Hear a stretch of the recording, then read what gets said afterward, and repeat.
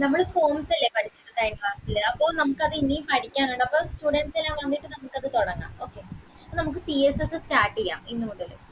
Okay, എന്നിട്ട് forms ഞാൻ CSS കഴിഞ്ഞിട്ട് ഒന്നും കൂടി എടുക്കാം. ഓക്കെ.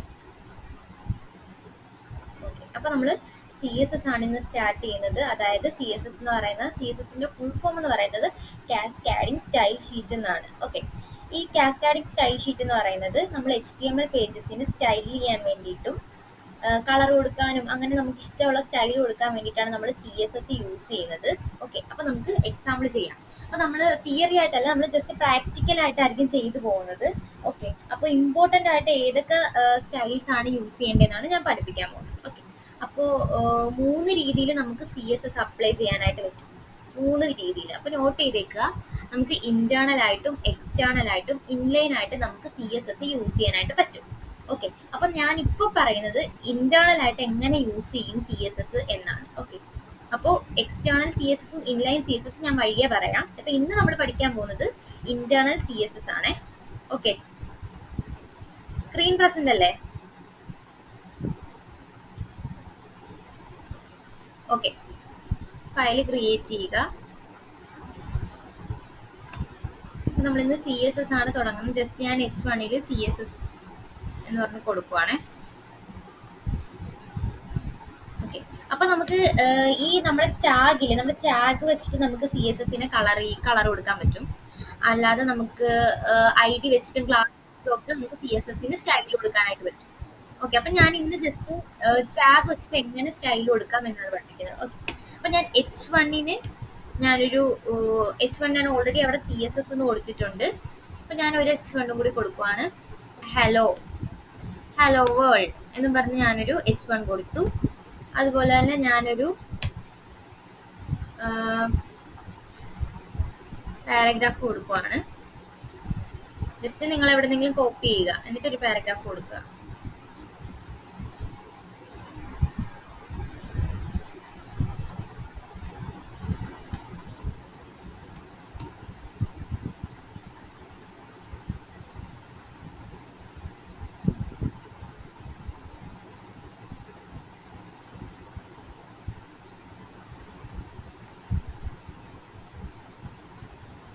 ഓക്കെ, ഇപ്പൊ ഞാനിവിടെ എന്തൊക്കെ കൊടുത്തിട്ടുണ്ട്? ഒരു H1, 2 H1 ടാഗും കൊടുത്തിട്ടുണ്ട്. പിന്നെ ഒരു എന്താ കൊടുത്തത്? പിന്നെ 2 H1 ടാഗും ഒരു P ടാഗും കൊടുത്തിട്ടുണ്ട്. ഓക്കെ, അപ്പൊ ഞാൻ ഇതിനെങ്ങനെ സ്റ്റൈൽ ചെയ്യുന്നത് കാണാം.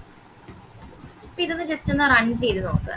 ഇപ്പൊ ഉള്ളത് എങ്ങനെയാന്ന് നോക്കിയിട്ട് നമുക്ക് ഇതിനെ സ്റ്റൈൽ ചെയ്യുന്നതായിരിക്കും ബെറ്റർ. അപ്പൊ ഇതൊന്ന് സേവ് ചെയ്തിട്ട് റൺ ചെയ്യുക.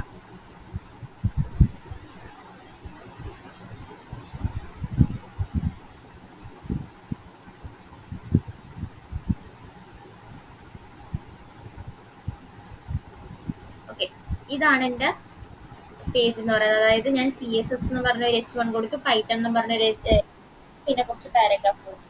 ഇനി ഞാൻ എന്ത് ചെയ്യുക? ഇതിനൊക്കെ ഞാനൊരു ബാക്ക്ഗ്രൗണ്ട് കളറും ഒരു കളറും അല്ലാതെ ഈ ഫോണ്ടിന് ഒരു കളറും എനിക്കൊരു ബാക്ക്ഗ്രൗണ്ട് കളറും കൊടുക്കണമെന്ന് വിചാരിക്കുക. ഓക്കെ, ഞാൻ അത് കൊടുക്കുവാണേ. അപ്പൊ അങ്ങനെയുള്ള കേസിലാണ് നമ്മൾ CSS യൂസ് ചെയ്യുന്നത്. അല്ലാതെ നമുക്ക് HTML കളർ കൊടുക്കാനായിട്ട് പറ്റില്ല. അപ്പൊ നമ്മൾ CSS യൂസ് ചെയ്തിട്ടാണ് നമ്മൾ കളർ കൊടുക്കുന്നത്. അപ്പൊ അത് കൊടുക്കുന്നതിന് മുമ്പ് നമ്മൾ സ്റ്റൈൽ ടാഗ് ഡിക്ലെയർ ചെയ്തിരിക്കണം. സ്റ്റൈൽ ടാഗിനുള്ളിലാണ് നമ്മൾ എന്ത് കൊടുക്കുന്നത്? CSS കൊടുക്കുന്നത്. അത് ബോഡിക്ക് ഉള്ളിൽ തന്നെയാണ്, അതായത് ബോഡിക്കുള്ളിൽ തന്നെയാണ് നമ്മൾ സ്റ്റൈൽ ടാഗ് കൊടുക്കുന്നത്. ഒന്നുമില്ല, ജസ്റ്റ് ടാഗ് ഓപ്പൺ ചെയ്യുക, എന്നിട്ട് സ്റ്റൈൽ എന്ന് കൊടുക്കുക, സ്റ്റൈൽ ക്ലോസ് ചെയ്യുക. എന്നിട്ട് ഈ സ്റ്റൈലിന്റെ ഉള്ളിൽ വേണം നമ്മൾ എന്ത് കൊടുക്കാൻ? നമുക്ക് ഏതിനെയാണോ സ്റ്റൈൽ ചെയ്യേണ്ട അതിനെ നമ്മൾ സ്റ്റൈൽ കൊടുക്കണം. ഇപ്പൊ ഞാൻ H1 ടാഗിനെയാണ് സ്റ്റൈൽ ചെയ്യാൻ പോകുന്നത്. അതായത് H1 ഡയറക്റ്റ് കോൾ ചെയ്താൽ മതി. ഓക്കെ, ഡയറക്റ്റ് H1 ടാഗിനാണ് ഞാനിപ്പോൾ സ്റ്റൈൽ ചെയ്യാൻ പോകണം. അതുകൊണ്ട് ഞാൻ കേർലി ബ്രേസ് ഓപ്പൺ ചെയ്ത് കൊടുത്തു. എന്നിട്ട് ഞാൻ ആ H1ന് ഒരു കളർ കൊടുത്തു. ഈ കളർ കൊണ്ട് ഉദ്ദേശിക്കുന്നത് എന്താണെന്ന് വെച്ചാൽ ഫോണ്ടിന്റെ കളറിനെയാണ് നമ്മൾ കളർ കൊണ്ട് ഉദ്ദേശിക്കുന്നത്. ഓക്കെ, അപ്പോൾ ഫോണ്ടിന് കളർ കൊടുക്കാനാണ് നമ്മൾ കളർ കൊടുക്കുന്നത്. കളർ എന്ന് ചുമ്മാ കൊടുക്കുന്നത് ഫോണ്ടിന്റെ കളർ ചേഞ്ച് ചെയ്യാൻ വേണ്ടിയിട്ടാണ്. ഞാൻ റെഡ് എന്ന് കൊടുത്തു. അതുപോലെ തന്നെ ഞാനൊരു ബാക്ക്ഗ്രൗണ്ട് കളറും കൂടെ ഫിക്സ് ചെയ്ത് കൊടുക്കുവാണ്. ബാക്ക്ഗ്രൗണ്ട് കളർ എന്ന് പറയുമ്പോൾ ആ എഴുതുന്നതിന്റെ ബാക്ക്ഗ്രൗണ്ടിലായിട്ട് ഒരു കളർ. അപ്പൊ ഞാൻ DAG കൊടുക്കുമ്പോൾ തന്നെ അവിടെ ഒരുപാട് ഓപ്ഷൻ കാണും. Background colour, background image, position, repeat, ഒരുപാട് ഓപ്ഷൻ കാണും. ഇതെല്ലാം നമുക്ക് ആവശ്യമുള്ളതാണ് CSSല്. പക്ഷെ നമ്മൾ എല്ലാം ഒന്നും പഠിക്കില്ലല്ലോ, കാര്യം കുറേ ഉണ്ട്. അപ്പൊ നമുക്ക് എല്ലാം ഒന്നും പഠിക്കാൻ പറ്റില്ല. അപ്പം എപ്പോഴും ഇമ്പോർട്ടന്റ് ആയിട്ട് നമുക്ക് ഓരോ ഒരു പ്രൊജക്റ്റ് ഒക്കെ ക്രിയേറ്റ് ചെയ്യാൻ നേരം എപ്പോഴും ആവശ്യം വരുന്ന ടാക്സിനെ കുറിച്ചിട്ടായിരിക്കും ഞാൻ പഠിപ്പിക്കുന്നത്. പക്ഷെ അത് മാത്രം വെച്ചുകൊണ്ട് നിങ്ങൾ പഠിക്കരുത്. നിങ്ങളുടെ കയ്യിൽ നിന്നും കൂടി നിങ്ങൾ എക്സ്ട്രാ കാര്യങ്ങളും കൂടെ പഠിക്കണം. ഇപ്പോൾ ഒരു എക്സാമ്പിൾ നിങ്ങളോട് ഒരു ടാസ്ക് തന്നു. ടാസ്ക് തന്നിട്ട് ഞാൻ നിങ്ങളോട് അത് ചെയ്യാൻ പറഞ്ഞെന്ന് വിചാരിക്കും. അപ്പോൾ ഞാൻ പഠിപ്പിച്ചതിന്റെ കൂട്ടത്തിൽ അല്ലാതെ നിങ്ങൾക്ക് എക്സ്ട്രാ അതിൽ എന്തെങ്കിലും മാറ്റങ്ങൾ വരുത്തണമെന്ന് തോന്നുവാണെങ്കിൽ ജസ്റ്റ് നിങ്ങൾക്ക് ഗൂഗിൾ ചെയ്യാനായിട്ട് പറ്റും. ഓക്കെ. അപ്പൊ ഗൂഗിൾ ചെയ്യുവാണെങ്കിൽ ഒരുപാട് ഇതുണ്ട്. അപ്പൊ നിങ്ങൾക്ക് അതും കൂടെ അതിൽ യൂസ് ചെയ്ത് നിങ്ങളുടെ വെബ്സൈറ്റ് അല്ലെങ്കിൽ നിങ്ങളുടെ പ്രൊജക്ട് കുറച്ചും കൂടി കളർഫുൾ ആക്കാനായിട്ട് നിങ്ങളെ കൊണ്ട് പറ്റും. ഓക്കെ. അത്യാവശ്യമായ കാര്യങ്ങളെല്ലാം ഞാൻ പറഞ്ഞു തരും. അല്ലാതെ എക്സ്ട്രാ വല്ലതും വേണമെങ്കിൽ നിങ്ങൾക്ക് റെഫർ ചെയ്യാന്നതിൽ കുഴപ്പമൊന്നുമില്ല. ഓക്കെ. നമുക്ക് റെഫർ ചെയ്യാൻ വേണ്ടിയിട്ടാണ് ഇതൊക്കെ ഉള്ളത്. ഓക്കെ. അപ്പൊ ഞാൻ ജസ്റ്റ് ബാക്ക്ഗ്രൗണ്ട് കളർ കൊടുക്കുകയാണ് എൻ്റെ H1ന്. ബാക്ക്ഗ്രൗണ്ട് കളർ ചൂസ് ചെയ്ത് കൊടുത്തു. ഞാൻ എന്നിട്ട് ഗ്രീൻ എന്ന് പറഞ്ഞ ഒരു ബാക്ക്ഗ്രൗണ്ട് കളർ കൊടുത്തു. ഇപ്പൊ എന്റെ ഫോണിന്റെ കളർ എന്ന് പറയുന്നത് റെഡ്, പിന്നെ എന്റെ ബാക്ക്ഗ്രൗണ്ട് കളർ എന്ന് പറയുന്നത് ഗ്രീൻ, അതായത് എന്റെ ടാഗിന്റെ. എന്നിട്ട് ഞാൻ റൺ ചെയ്ത് നോക്കുവാണ്. കണ്ടോ? ഇപ്പം എന്റെ CSS-ഉം പൈത്തണും എന്തായിരുന്നു, H1 ആയിരുന്നു. സോ അതുകൊണ്ടാണ് ആ H1 ടാഗ് എന്ന് വിളിച്ച് റെഡും ഗ്രീനും കൊടുത്തപ്പോ രണ്ടിലും വന്നത്. ഓക്കെ. ഇപ്പൊ രണ്ടും H1 ടാഗ് ആയതുകൊണ്ടാണ് രണ്ടിലും ഞാൻ കൊടുത്ത ആ ഒരു സാധനം അപ്ലൈ ആയത്, ആ ഒരു സ്റ്റൈൽ അവിടെ അപ്ലൈ ആയത്. ഓക്കെ. നിധിന്റെ ഇന്ന് ലാപ്പ് ഉണ്ടോ? നിധി ചെയ്യുന്നുണ്ടോ? ചെയ്തു നോക്കിയോ? ചെയ്തു നോക്കിക്കോളൂ.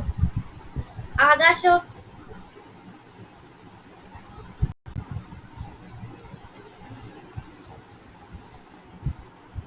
ചെയ്തു. ഓക്കെ. നിധി ചെയ്തു നോക്കിക്കോളൂ. എന്നിട്ട് ആകാശിന് ഡൗട്ട് ഒന്നും ഇല്ലല്ലോ? കിട്ടിയല്ലോ കറക്റ്റ് ആയിട്ട്?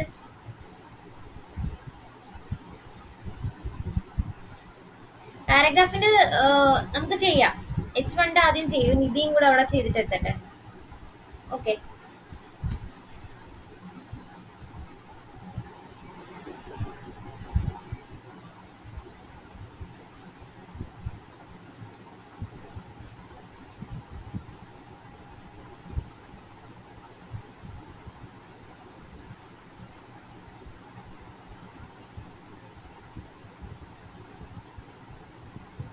ഇതുപോലെ നമുക്ക് ഒരുപാട് കാര്യങ്ങൾ സ്റ്റൈൽ ചെയ്യാൻ പറ്റും നമ്മുടെ HTML. ഞാൻ ആദ്യം തന്നെ ഫസ്റ്റ് ക്ലാസ്സിൽ കാണിച്ചായിരുന്നു, നിങ്ങൾക്ക് ഒരു വെബ്സൈറ്റ് കാണിച്ചിട്ട് ഞാൻ പറഞ്ഞായിരുന്നു.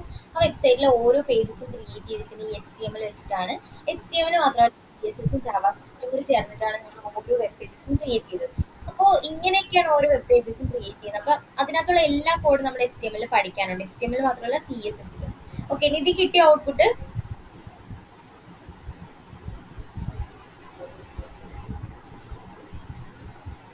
വളരെ സിമ്പിൾ ആണ്. നമ്മൾ H1 ടാഗിന് കളർ കൊടുക്കുക, അത്രേ ഉള്ളൂ. ഓക്കെ. നമുക്കിനി പാരഗ്രാഫ് ടാഗിന് സ്റ്റൈൽ ചെയ്യാം. അപ്പൊ ഞാൻ P ടാഗ് എന്ന് കൊടുത്താൽ മതി, കാരണം എന്റെ ഒരു പാരഗ്രാഫേ ഉള്ളൂ അവിടെ. അപ്പൊ ഞാൻ ആ ഒറ്റ പാരഗ്രാഫിന് ഞാൻ അവിടെ സ്റ്റൈൽ കൊടുക്കുവാണ്. അപ്പൊ ഞാൻ അതിനൊരു കളർ കൊടുക്കുക. കളർ എന്ന് പറയുന്നത് നമ്മൾ ഫോണ്ടിനെയാണ് കളർ എന്ന് ഉദ്ദേശിക്കുന്നത്. ഞാൻ ബ്ലൂ കളർ കൊടുത്തു. എന്നിട്ട് ബാക്ക്ഗ്രൗണ്ട് കളർ ഞാൻ യെല്ലോ കൊടുത്തു. പാരഗ്രാഫിന് ബാക്ക്ഗ്രൗണ്ട് കളർ ഞാൻ യെല്ലോ കൊടുത്തു. സേവ് ചെയ്തു. എന്നിട്ട് റൺ ചെയ്യുവാണ്.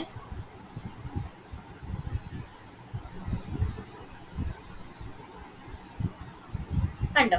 ഇപ്പൊ എനിക്ക് എന്തായി, ബാക്ക്ഗ്രൗണ്ട് ബ്ലൂ കളറും കിട്ടി, പിന്നെ എന്റെ ഫോണ്ടിന് ബ്ലൂ കളറും കിട്ടി. ഓക്കെ. ഇതാണ് നമ്മൾ പാരഗ്രാഫിന് നമ്മൾ സ്റ്റൈൽ ചെയ്തു. അതുപോലെ തന്നെ H1 സ്റ്റൈൽ ചെയ്തു. H1 മാത്രമല്ല H2, H3, H4, H6 അങ്ങനെ എല്ലാത്തിനും നമുക്ക് സ്റ്റൈൽ ചെയ്യാനായിട്ട് പറ്റും. ഓക്കെ. അപ്പൊ ഓരോന്നും സ്റ്റൈൽ ചെയ്ത് നോക്കുക. നിങ്ങൾ ഒരിക്കലും കോപ്പി പേസ്റ്റ് ചെയ്യരുത്. നിങ്ങൾ ബിഗിനേഴ്സ് ആയതുകൊണ്ട് തന്നെ നിങ്ങൾ കൈകൊണ്ട് ടൈപ്പ് തന്നെ ചെയ്തു പോവുക. കാണാപ്പാടം പഠിക്കാൻ ഒന്നുമില്ല. ഇത് കോഡ് ചെയ്തേ നമ്മൾ ഇതിന്റെ സ്റ്റൈലും നീറ്റൊക്കെ പഠിക്കും. ഓക്കെ. ഞാൻ പി കഴിഞ്ഞു. ആ പറഞ്ഞോളൂ.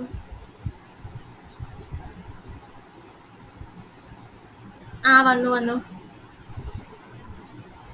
ആ അനീഷ, നമ്മളിപ്പോ സ്റ്റാർട്ട് ചെയ്തതല്ലേ ഉള്ളൂ CSS. ജസ്റ്റ് ഞാൻ ടാഗിന്റെയാണ് ഇപ്പൊ പറഞ്ഞത്. നമുക്കല്ലാതെ ജസ്റ്റ് എല്ലാത്തിനും യൂണിക് നെയിം കൊടുത്തിട്ട് വേറെ ചെയ്യാൻ പറ്റും. അപ്പൊ ഞാൻ ജസ്റ്റ് ഇന്ന് സ്റ്റാർട്ട് ചെയ്തല്ലേ ഉള്ളൂ CSS. അപ്പൊ നമ്മൾ ടാഗ് വെച്ചിട്ടാണ് നമ്മൾ ആദ്യം തന്നെ പഠിക്കുന്നത്. ഓക്കെ. CSS ഫസ്റ്റ് നമ്മൾ ടാഗിന്റെയാണ് പഠിക്കുന്നത്. അപ്പൊ ഇന്നത്തെ ക്ലാസ് എന്ന് പറയുന്നത് നമ്മൾ ടാഗ്സ് വെച്ചിട്ട് എങ്ങനെ CSS സ്റ്റൈൽ ചെയ്യുന്നതാണ്. ഓക്കെ. ഓക്കെ അല്ലേ? ഓക്കെ. അപ്പോൾ ഞാൻ അടുത്ത H2, H3 അങ്ങനെ ഒരുപാട് ടാഗ്സ് കൊടുക്കുവാണ്. എന്നിട്ട് അതിനൊക്കെ ഞാൻ പല പല കളറും ബാക്ക്ഗ്രൗണ്ട് കളറും കൊടുക്കുവാണ്. ഇതൊക്കെ നമ്മുടെ ടാഗ് ആണ് നമുക്ക് പഠിക്കാനുള്ള. H2 ഞാനിപ്പോ അക്ഷയുടെ പേര് കൊടുത്തു.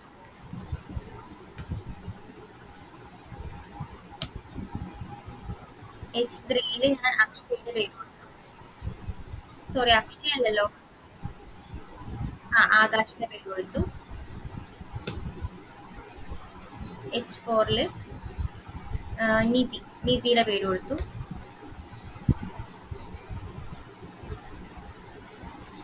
നെക്സ്റ്റ് H5 ഞാൻ ജാങ്കോ എന്ന് കൊടുത്തു. H6 HTML കൊടുത്തു. അപ്പൊ ഇത്രയും കാര്യങ്ങൾ നമ്മൾ എന്തോ ഇതുകൊണ്ട് ഉദ്ദേശിക്കുന്നത്, ഇതിന് നമ്മൾ ഈ ടാഗിന് നമ്മൾ എങ്ങനെ സ്റ്റൈൽ ചെയ്യും CSS ൽ, അതാണ് നമ്മൾ ഉദ്ദേശിക്കുന്നത്. ടാഗിൽ എങ്ങനെ നമ്മൾ സ്റ്റൈൽ ചെയ്യും, അത്രയും നമ്മൾ ഉദ്ദേശിക്കുന്നുള്ളൂ. ഓക്കെ, അപ്പോൾ ഞാൻ ഫസ്റ്റ് H2 ഞാൻ സ്റ്റൈൽ കൊടുക്കുവാണ്. H2 കൊടുത്തു, ബ്രാക്കറ്റ് ഓപ്പൺ ചെയ്തു. H2 ഞാനൊരു കളർ കൊടുത്തു. H2 ഞാൻ ഇപ്പോൾ റെഡ് കളർ കൊടുത്തു. എന്നിട്ട് ബാക്ക്ഗ്രൗണ്ട് കളർ ബ്ലൂ കൊടുക്കുവാണ്. ഓക്കെ, പിന്നെ ഞാൻ അടുത്ത H3 കൊടുത്തു. അതുപോലെ എല്ലാത്തിന്റെയും ചെയ്ത് നോക്കുക നിങ്ങൾ. H3 ഞാനൊരു കളർ കൊടുത്തു.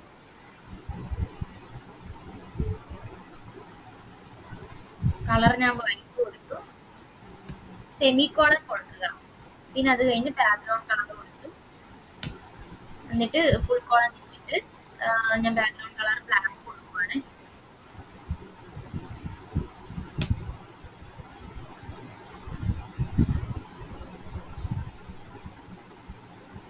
അടുത്ത H4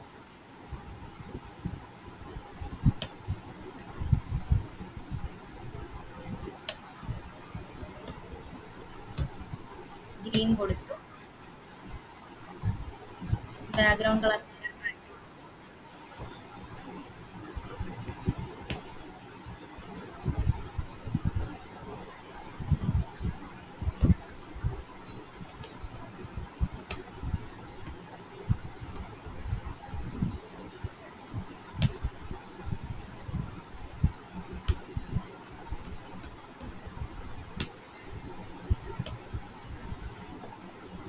ലാസ്റ്റ് വൺ ഞാൻ സ്റ്റൈൽ ചെയ്യുവാണ്.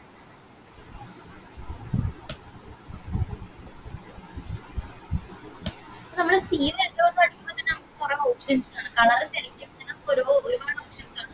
ജസ്റ്റ് നമ്മളിങ്ങനെ സെലക്ട് ചെയ്ത് കൊടുത്താൽ മതി. വളരെ സിമ്പിൾ ആണ് CSS എന്ന് പറയുന്നത്. HTML-നെക്കാളും സിമ്പിൾ ആണ് CSS.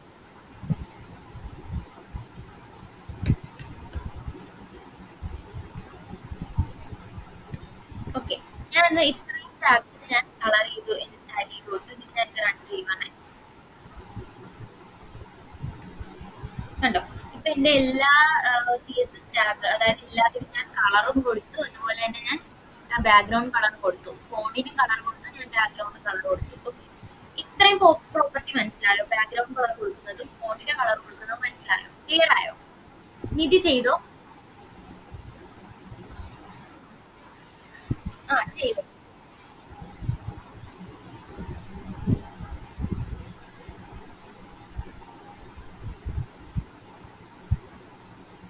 ഓക്കെ, ഇനി നമുക്ക് വേറൊരു ഐഡിയ പറഞ്ഞുതരാം. ഇനി നിങ്ങൾക്ക് പാരഗ്രാഫ് H1 സെയിം സാധനമാണ് കൊടുക്കേണ്ടതെങ്കിൽ നിങ്ങൾ ഇങ്ങനെ കോമ കൊടുക്കുക. സെയിം സ്റ്റൈലാണ് അപ്ലൈ ചെയ്യണമെങ്കിൽ H1 comma P comma H2 എന്ന് കൊടുക്കുകയാണെങ്കിൽ ഈ Pക്കും H1ഉം H2നും സെയിം ഔട്ട്പുട്ട് ആയിരിക്കും കിട്ടുന്നത്. മനസ്സിലായോ? സെയിം സ്റ്റൈലായിരിക്കും കിട്ടുന്നത്. ഇപ്പൊ കിട്ടില്ല, കാരണം താഴെ ഡിഫൈൻ ചെയ്തിട്ടുണ്ടല്ലോ ഓരോന്നിനും, അതുകൊണ്ട് കിട്ടത്തില്ലെന്ന് വരും.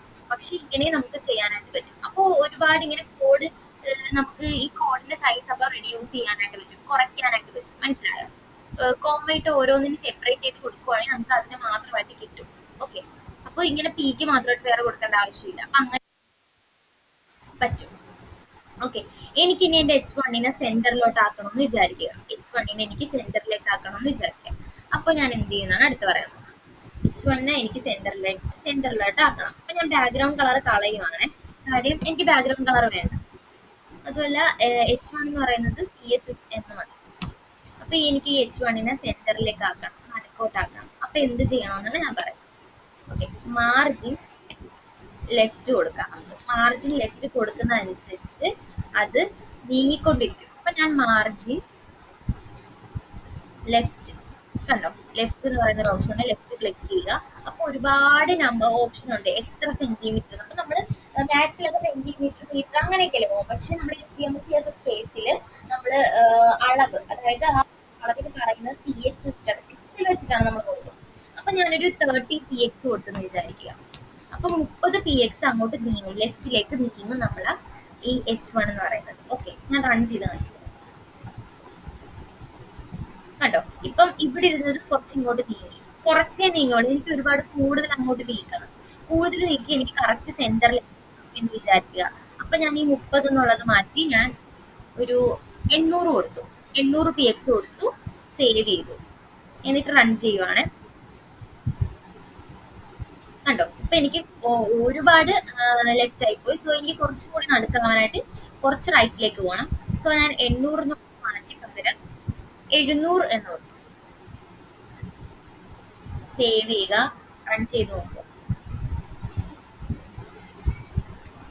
കണ്ടോ, ഇപ്പൊ എന്റെ CSS എന്ന് പറയുന്ന കറക്റ്റ് സെന്ററിൽ എനിക്ക് കിട്ടി. ഓക്കെ, അപ്പൊ ആ സെന്ററിൽ എനിക്ക് കിട്ടാൻ കാര്യം എന്താ, ഞാൻ അതിന് നീക്കി കൊടുത്തു, ഞാൻ അതിനെ ലെഫ്റ്റ് മാർജിൻ ലെഫ്റ്റ് കൊടുത്തു. അപ്പൊ ഓൾറെഡി ആ CSS ഇരുന്നത് ഈ ഭാഗത്തായിട്ടായിരുന്നു. ഇവിടുന്ന് ഞാൻ മാർജിൻ ലെഫ്റ്റ് കൊടുത്ത് ഇപ്പുറത്തോട്ടാക്കി മാറ്റി. നമുക്ക് അലൈൻ സെന്റർ കൊടുക്കാം, പക്ഷെ നമ്മൾ CSS യൂസ് ചെയ്യുമ്പോഴത്തേക്കും മാർജിൻ ലെഫ്റ്റ്. അപ്പൊ ഇവിടെ ഇരിക്കുന്ന ഈ ഒരു CSS നെ എനിക്ക് ഈ റൈറ്റിലേക്ക് മാറ്റണമെന്ന് വിചാരിക്കും. അപ്പൊ ഞാൻ മാർജിൻ റൈറ്റ് കൊടുക്കും. അപ്പം 3 കാര്യങ്ങൾ പുതിയതായിട്ട് പഠിക്കാനുണ്ട്: margin left, margin right, margin top and margin bottom. ഇത്രയും കാര്യങ്ങൾ പഠിക്കാനുണ്ട് നമുക്ക്. ഓക്കെ, അപ്പോ ഈ അത് നമുക്ക് വഴിയെ പഠിക്കാം. റൈറ്റും ടോപ്പും ബോട്ടും പഠിക്കാം. ഇപ്പൊ ഈ സെന്ററിലോട്ട് ആക്കിയത് മനസ്സിലായോ, ലെഫ്റ്റ് കൊടുത്തിട്ട്? ആകാശിന് മനസ്സിലായോ? ഓക്കെ, ഇനി നമുക്ക് നമ്മുടെ ഈ ഹെഡിങ്ങിന്റെ നമുക്ക് ഫോണ്ടിനെ ചേഞ്ച് ചെയ്യണമെന്ന് വിചാരിക്കുക.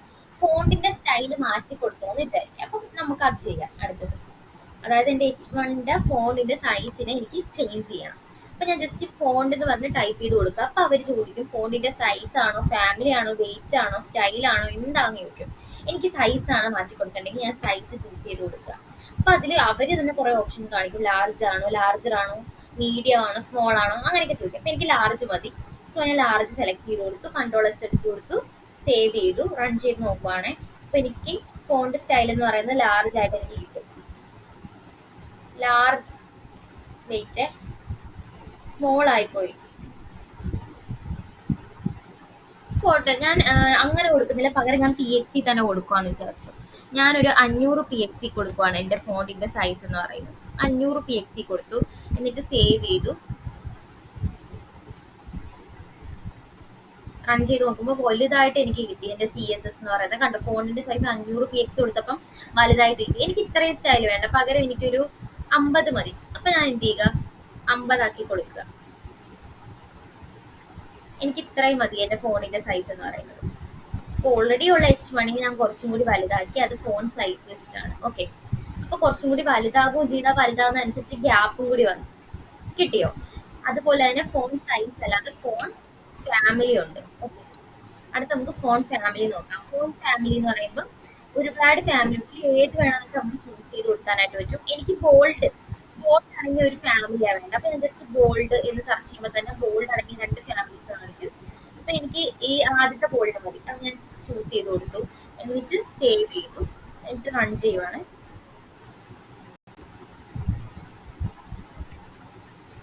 കണ്ടോ, ഇപ്പൊ എനിക്ക് ബോൾഡ്, അതായത് എന്റെ CSS നമ്മൾ H1 എന്ന് പറയുന്നത് ഞാൻ ഓൾറെഡി 50 PX സൈസ് വലുതാക്കി. അതുപോലെ തന്നെ എന്റെ ഫോൺ ഫാമിലി ഞാൻ ബോൾഡ് ആക്കി മാറ്റി കൊടുത്തു.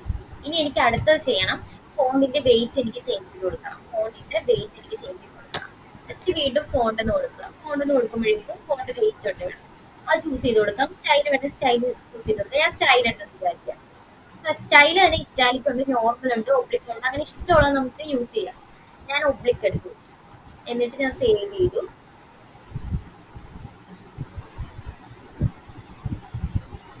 കണ്ടോ, ഇപ്പൊ എനിക്ക് ആ ഒരു രീതിയിൽ എന്റെ CSS കിട്ടി. ഇതുപോലെ നമുക്ക് നമ്മുടെ എല്ലാ പാരഗ്രാഫും എന്താണെങ്കിലും നമുക്ക് ഇതുപോലെ സ്റ്റൈൽ ചെയ്ത് നമുക്ക് ഇഷ്ടമുള്ള ഫോണ്ടാക്കി മാറ്റിയെടുക്കാനായിട്ട് പറ്റും. ഇപ്പൊ നമ്മുടെ ഫേസ്ബുക്ക് എന്നൊക്കെ എഴുതിയിരിക്കുന്നത് എങ്ങനെയാ, അത് പല പല ഫോണ്ട് വെച്ചിട്ട്, ആ ഫോണ്ട് എല്ലാം നമ്മൾ HTML CSS യൂസ് ചെയ്തിട്ടാണ് അങ്ങനെയുള്ള ഫോണ്ടൊക്കെ യൂസ് ചെയ്യുന്നത്. ഓക്കെ, ഇപ്പൊ സിമ്പിൾ അല്ലേ ഇത്? നമ്മളിപ്പോ ഫോണിന്റെ വെയിറ്റ് പഠിച്ചു, ഫോണിന്റെ സ്റ്റൈൽ പഠിച്ചു, സൈസ് പഠിച്ചു, മാർജിൻ ലെഫ്റ്റ് അത്രയും പഠിച്ചു. ഓക്കെ, ഇത്രയും ഒന്ന് ചെയ്ത് നോക്കിയേ. നിധി, അനീഷ, അക്ഷയ്, ആകാശ്.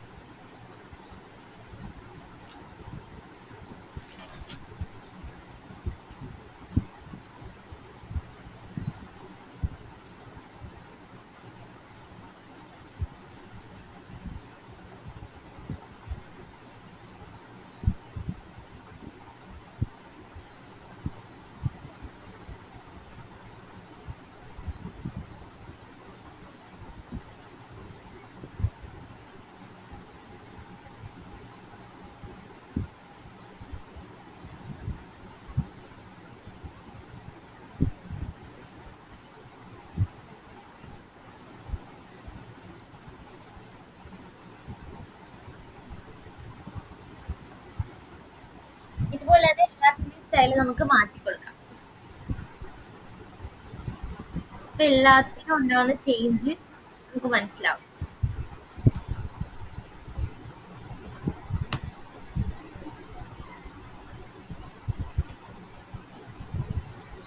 ഞാൻ പിക്കും H1 H2 മാത്രമേ ഇത് കൊടുക്കുന്നുള്ളേ.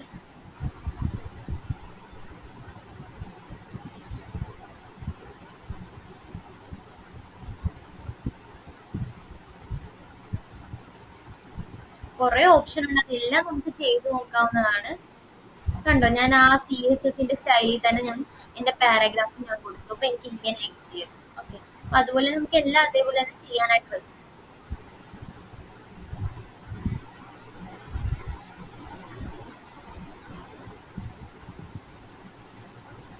ഓക്കെ ആണോ?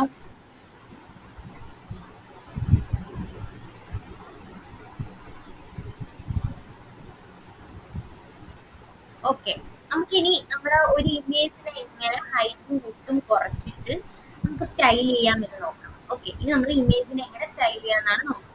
അതുവരെ ഉള്ളത് ഞാൻ ഹൈഡ് ചെയ്യുവാണ്. നിധി ചെയ്തായിരുന്നോ? നിധിക്ക് കിട്ടുന്നുണ്ടോ? ഓക്കെ ഓക്കെ, ഇനി നമുക്കൊരു ഇമേജ് വെച്ചിട്ട് സ്റ്റൈൽ ചെയ്യാം. ഓക്കെ, അപ്പോൾ ജസ്റ്റ് ഒരു ഇമേജ് ക്രിയേറ്റ് ചെയ്യുക. ഇമേജ് ടാഗ് വെച്ചിട്ടല്ലേ നമ്മൾ ഇമേജ് ക്രിയേറ്റ് ചെയ്യുന്നത്. സോ നമ്മളൊരു ഇമേജ് വെക്കുക.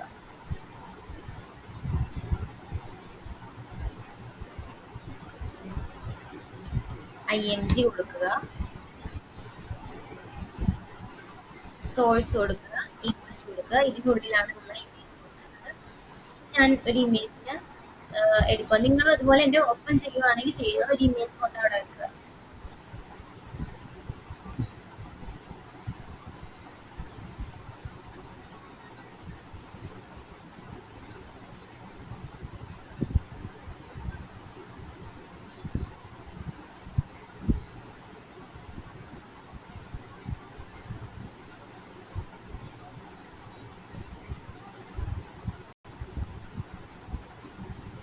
ഓക്കെ, ആ സ്പാൻ കൊടുക്കുക, പേസ്റ്റ് ചെയ്യുക.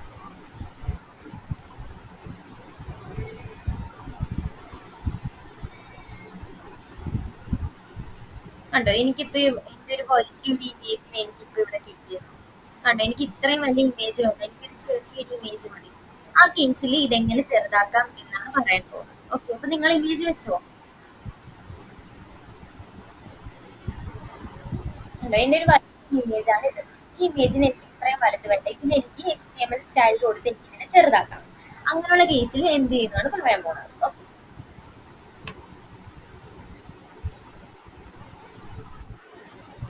ജസ്റ്റ് ഞാൻ ഫ്ലവർ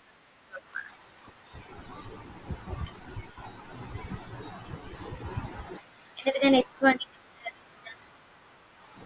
കോപ്പി ചെയ്യുക.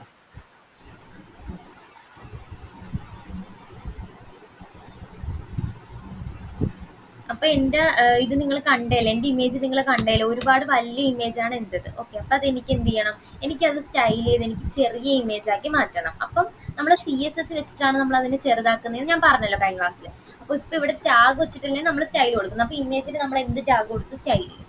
നീതി പറഞ്ഞേ.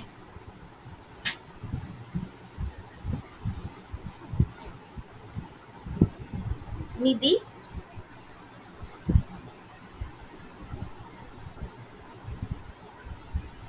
അതെ, IMG ടാഗ്. അനീഷ, ഡൗട്ട് ഉണ്ടോ?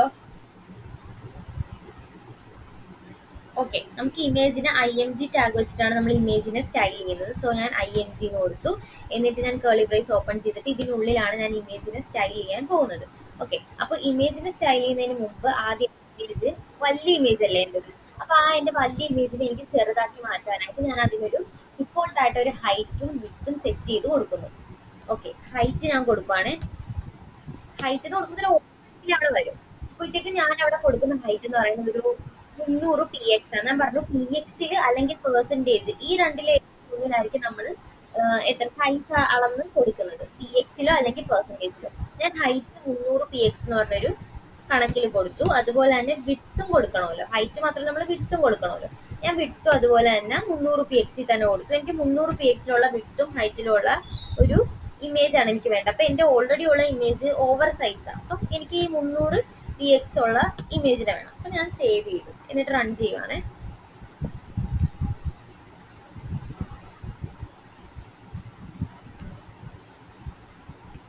കണ്ടോ, ഇപ്പൊ എന്തായി, എന്റെ ഇമേജിനെ എനിക്ക് ചെറുത് കിട്ടി. ഞാൻ കൊടുത്ത H1 ഞാൻ എന്ത് ചെയ്യുന്നു, അടുത്ത് ഫ്ലവർ എന്ന് പറഞ്ഞ് കൊണ്ടുവച്ചു.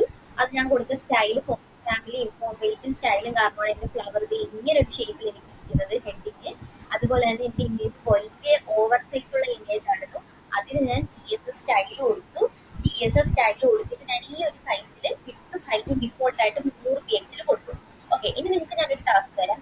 ഈ ഇമേജിനെ നേരെ കൊണ്ട് ഫ്ലവറിന്റെ തൊട്ട് താഴെ കൊണ്ട് വെക്കുക. അതായത് ഈ ഇമേജിനെ നടുക്ക് സെന്ററിലാക്കുക, ഫ്ലവറിന്റെ തൊട്ട് താഴെ ആക്കുക, ഫ്ലവർ എന്നുള്ള ഹെഡിങ്ങിന് തൊട്ട് താഴെ ആക്കുക. ഒന്ന് ചെയ്തേ, ഒരു 2 മിനിറ്റ് തരാം, പെട്ടെന്ന് ചെയ്യുക. ആകാശ്,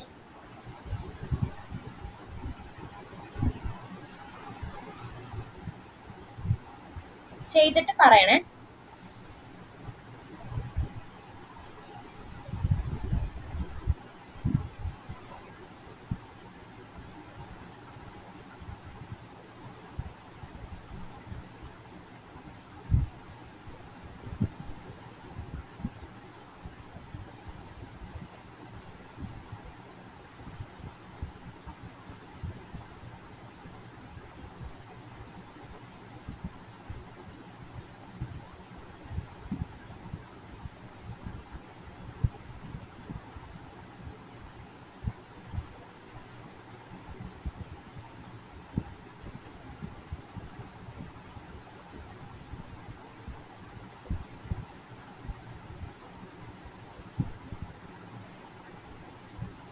നിധി ചെയ്തോ.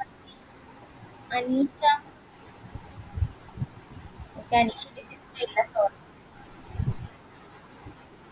അതെ അതെ, മാർജിൻ ലെഫ്റ്റ് കൊടുക്കുക, എന്നിട്ട് ഇമേജിനെ എടുത്ത് സെന്ററിലാക്കുക. ഇത്രയേ ഉള്ളൂ, സിമ്പിൾ ആണ്. ഞാൻ ഈ മാർജിൻ ലെഫ്റ്റ് തന്നെ ജസ്റ്റ് കോപ്പി ചെയ്താൽ മതിയല്ലോ. അപ്പൊ എനിക്ക് എന്റെ ഇമേജിനെ എനിക്ക് കറക്റ്റ് എനിക്ക് ഫ്ലവറിന്റെ താഴെ തന്നെ കൊണ്ടിടാനായിട്ട് പറ്റും. വളരെ സിമ്പിൾ ആണ് CSS എന്ന് പറയുന്നത്. ഭയങ്കര ഇൻട്രസ്റ്റിംഗ് ആയിരിക്കും നമുക്കിത് ചെയ്യാനായിട്ട്. ഓക്കെ, കണ്ടു, ഇപ്പൊ എന്റെ ഫ്ലവറിനെ എനിക്ക് ഇതിന്റെ സെന്ററിൽ കിട്ടും. പക്ഷെ സെന്റർ അല്ല കറക്റ്റ്, എനിക്ക് കുറച്ചും കൂടി കുറയ്ക്കണം, ഇത്രയും ലെഫ്റ്റ് ആവണ്ട. അപ്പൊ ഞാൻ എന്ത് ചെയ്യുക, നേരെ വന്ന് കുറച്ചും കൂടി കുറയ്ക്കുക.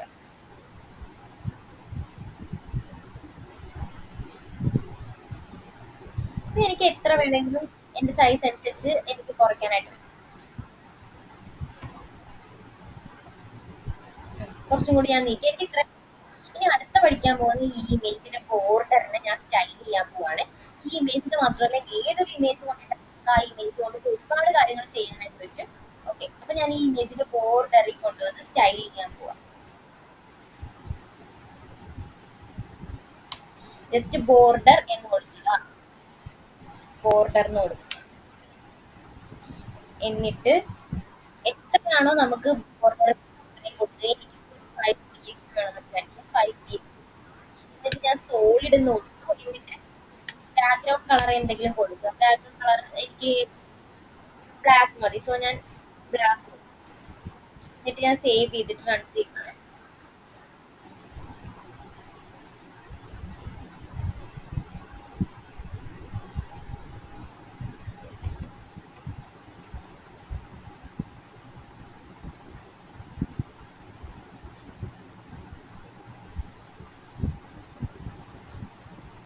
ബോർഡർ 5 px സോളിഡ് ബ്ലാക്ക് കൊടുത്തു. നിങ്ങൾക്ക് ആർക്കെങ്കിലും കിട്ടിയോ?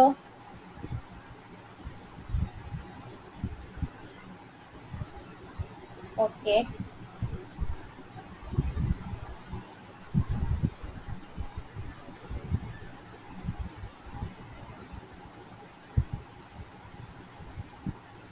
ഓക്കെ, അതായിരിക്കും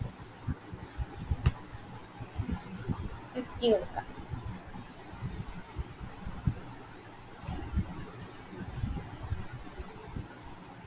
ഓക്കെ, ഇവിടെ ബോർഡർ വന്നിട്ടുണ്ട് കേട്ടോ. ഓൾറെഡി 5 px ഓൾറെഡി വന്നിട്ടുണ്ട്. നമുക്ക് കാണാൻ പറ്റാത്തതുകൊണ്ടാണ് ഞാൻ 5 കൊടുത്തോണ്ടാണ് കാണാൻ പറ്റാത്തത്. ഇപ്പൊ ഞാൻ 50 കൊടുത്തു. കണ്ടോ? ഇപ്പൊ നമ്മൾ കണ്ടോ? 50 കൊടുക്കുമ്പോഴത്തേക്കും നമ്മളൊരു ഫ്രെയിമിന്റെ ഉള്ളിൽ നമ്മുടെ ഫോട്ടോ വെച്ചതായിട്ട് നമുക്ക് കാണാൻ പറ്റും. ഫ്രെയിമിന്റെ ഉള്ളിലായിട്ട്. ഓക്കെ. അപ്പൊ എനിക്ക് ബ്ലാക്ക് വേണ്ട, വേറെ കളർ മതി വിചാരിക്കും. അപ്പൊ ഞാൻ വേറെ കളർ വെക്കുമ്പോൾ കുറച്ചും കൂടി മനസ്സിലാവും. ഞാൻ പിങ്ക് കൊടുക്കുവാണേ. ഇങ്ങനെയാണ് നമ്മൾ ഒരു ഇമേജിന് ഒരു ഫ്രെയിം കൊടുക്കുന്നത്. ഒരു ഫ്രെയിമിന്റെ ഉള്ളിലോട്ട് ഇമേജിനെ ആക്കുന്നത് ഇങ്ങനെയാണ്, ഈ ഒരു രീതിയിലാണ്. കണ്ടോ? അതായത് ഞാനിപ്പോ ഒരു പിങ്ക് കളറുള്ള ഒരു ഫ്രെയിമിന്റെ ഉള്ളിൽ ഞാനിപ്പം എൻ്റെ ഒരു ഇമേജ്, എൻ്റെ ആ ഇമേജ് കൊണ്ടുവച്ചു. അതായത് ഞാൻ ഒരു ബോർഡർ കൊണ്ടുവച്ചു. ഓക്കെ അല്ലേ? ക്ലിയർ ആയില്ലേ? ഇനി ഞാൻ അടുത്ത ഒരു ഇമേജും കൂടെ കൊണ്ടിടുവാണ്. നിങ്ങൾ ഒരു ഇമേജും കൂടി ഇടുക. ഇല്ല, ഒരു ഇമേജ് മാത്രമേ നമുക്ക് ഇടാൻ പറ്റുള്ളൂ. അടുത്തൊരു ഇമേജ് ഇടുവാണെങ്കിൽ നമ്മൾ വേറെ ക്ലാസ് വെച്ചിട്ടുള്ളതാണ് പഠിക്കേണ്ടത്. നമ്മൾ ഇന്ന് ടാഗ് വെച്ചിട്ടുള്ളതല്ല പഠിക്കുന്നത്. അപ്പൊ ഞാൻ ഈ ഒരു ഇമേജ് വെച്ചിട്ട് തന്നെ അത് പഠിപ്പിച്ചു തരാം. ഓക്കെ. നെക്സ്റ്റ് ഒന്നും കൂടി ബോർഡർ കൊടുക്കുക. ബോർഡർ റേഡിയസ് ആണ്. അപ്പൊ ബോർഡറിന് കൊടുക്കുമ്പോൾ തന്നെ കുറെ ഓപ്ഷൻസ് കാണും. ബോർഡർ കളർ, ടോപ്പ്, വിത്ത്, ലെഫ്റ്റ്, സ്റ്റൈൽ, ഒരുപാട് ഓപ്ഷൻസ് കാണും. ബോർഡർ റേഡിയസ് ചൂസ് ചെയ്ത് കൊടുക്കുക. ബോർഡർ റേഡിയസ് എന്നിട്ട് 50% എന്ന് കൊടുക്കുക.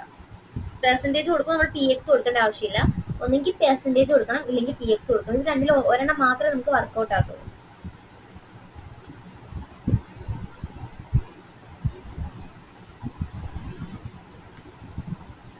എന്നിട്ട് റൺ ചെയ്യുക.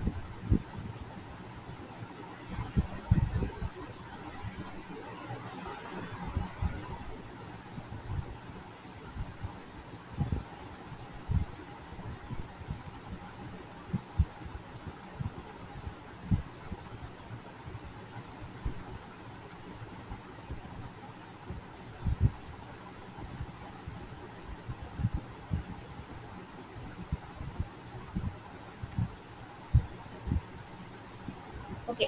അപ്പൊ ഞാൻ ബോർഡർ റേഡിയസ് 50% കൊടുക്കുമ്പോൾ എനിക്കത് റൗണ്ട് ഷേപ്പിൽ എനിക്ക് കിട്ടി. എൻ്റെ ഇമേജിനെ എനിക്ക് റൗണ്ട് ഷേപ്പിലാക്കി എനിക്ക് കിട്ടി. ഇതിനാണ് നമ്മൾ ബോർഡർ റേഡിയസ് കൊടുക്കുന്നത്. പക്ഷെ ബോർഡർ ഇത് നമ്മൾ പഠിച്ചു വെക്കേണ്ടതാണ്, ബോർഡർ സോളിഡ് പിങ്ക്. അപ്പോൾ ഇത് ബാക്ക് അടിച്ചിട്ട് ഇത് ചെയ്യരുത്. അതിന് വേണ്ടിയിട്ടായിരുന്നു ഞാൻ ഒരു ഇമേജും കൂടി ആഡ് ചെയ്യാന്ന് പറഞ്ഞത്. പക്ഷെ നമ്മൾ ഇന്ന് പഠിച്ചത് മൊത്തം ടാഗ് വെച്ചിട്ടുള്ള സ്റ്റാഗാണ്.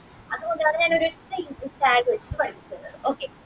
അപ്പൊ നമുക്ക് മൾട്ടിപ്പിൾ ഒരേ ടാഗ് തന്നെ മൾട്ടിപ്പിൾ ആയിട്ട് വരുമ്പോഴത്തേക്കും നമ്മൾ പലതിനും പല സ്റ്റൈലായിരിക്കും നമ്മൾ അപ്ലൈ ചെയ്യേണ്ടത്. ഇപ്പൊ H1 തന്നെ ഒരുപാടുണ്ടെന്ന് വിചാരിക്കാം. അപ്പൊ ഓരോ H1 നമ്മൾ ഓരോ സ്റ്റൈലാണ് കൊടുക്കേണ്ടതെന്ന് വിചാരിക്കാം.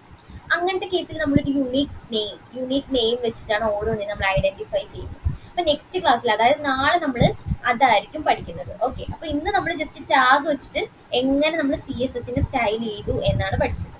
ഓക്കെ. അതായത് ഇതാണ് നമ്മൾ ഇന്റേണൽ CSS എന്ന് പറയുന്നത്. ഇന്റേണൽ CSS വെച്ചിട്ടാണ് നമ്മൾ ഇത്രയും ചെയ്തത്. ഓക്കെ.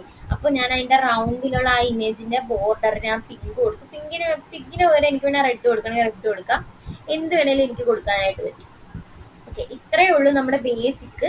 അതായത് ബേസിക് ആയിട്ട് CSS ഇത്രയേ ഉള്ളൂ. ടാഗ് വെച്ചിട്ട് സ്റ്റൈൽ ചെയ്താണ് ഇത്രയും കാര്യങ്ങൾ.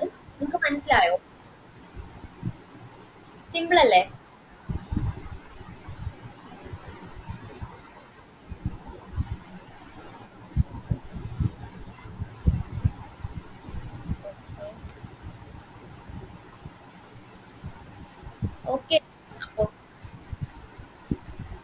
വേറെന്തെങ്കിലും ഡൗട്ട് ഉണ്ടെങ്കിൽ ചോദിക്കുക. ആ, ചോദിച്ചോളൂ നിധി. ഓക്കെ അല്ലേ? നിധി, അവിടെ എന്താ ശബ്ദം കേൾക്കുന്നത്?